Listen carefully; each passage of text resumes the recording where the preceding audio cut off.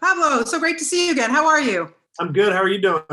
I'm doing great. Congratulations on this. Gotta ask, coolest role of your career? God, I mean, certainly most epic, most iconic, that's for sure. And it's got some competition, I've had some fun ones. You Uh, have. but, but yeah, this is definitely the peak. And not to mention that anything that I'm working on is the most dear to my heart at the moment. I Yeah.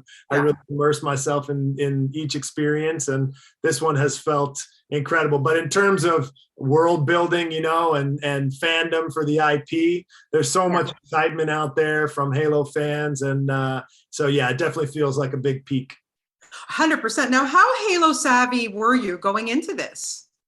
Not very. I didn't grow up with television or video games, so Yeah. I'm a bit of an outsider on that loop.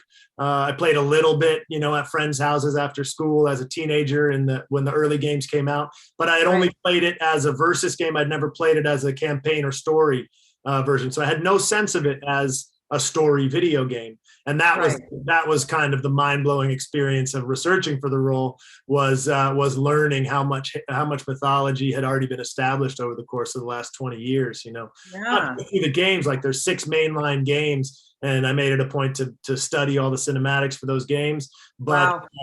But really, outside of that, there's 18 novels or something. Of course, I didn't read all of them, but I read a couple of the novels, watched all the animated shorts. There's a whole series of live action features that's already been made, and a bunch of graphic novels. Wow. So the extent of media that's out there is massive, and it's deep, and it's rich, and it's beautiful, and it's a Yeah. really vibrant sci-fi universe that feels really cool to play in. And what is it like for you to be able to take this iconic character that has so many fans and such a great background behind him, but then be able to flesh him out in a series like this and make him a little bit, he's not just badass, he's a little bit vulnerable, as we see. Yeah, well, there's a human underneath the armor. At this point, Master Chief Exactly.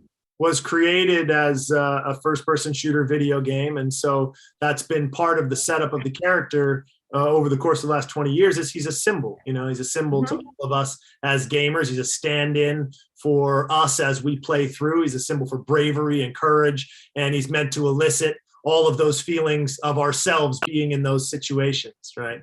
But the process of a TV show, in order to tell a story that feels fleshed out and full, we really wanted to deal with the dynamic and the tension between Master Chief, the soldier, and John, the human being.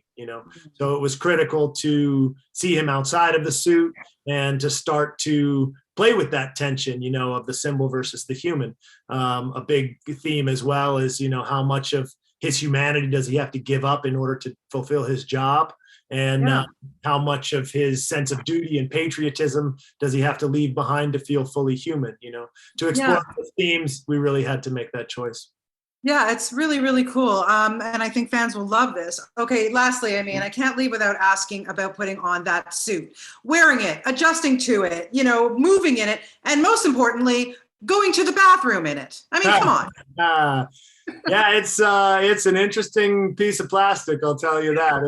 It's sort of the pinnacle of cosplay, I guess, is to get to dress up as this guy every day. But it really was an incredibly technical process to suit it, for functionality, to build it with FBFX Studios in London, who are just the greatest in the game, to create this thing that would hold up to these massive action sequences and allow you to do things that felt like you're superhuman rather than just, kind of holding you back. The bathroom portion is really well thought out. We got flaps in all the right places, and everything just works seamlessly, as it were.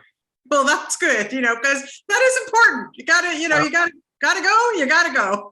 I think girls are a little less lucky, as I am, and I'm still not entirely sure how that works for them, but I'm not asking too many questions over there.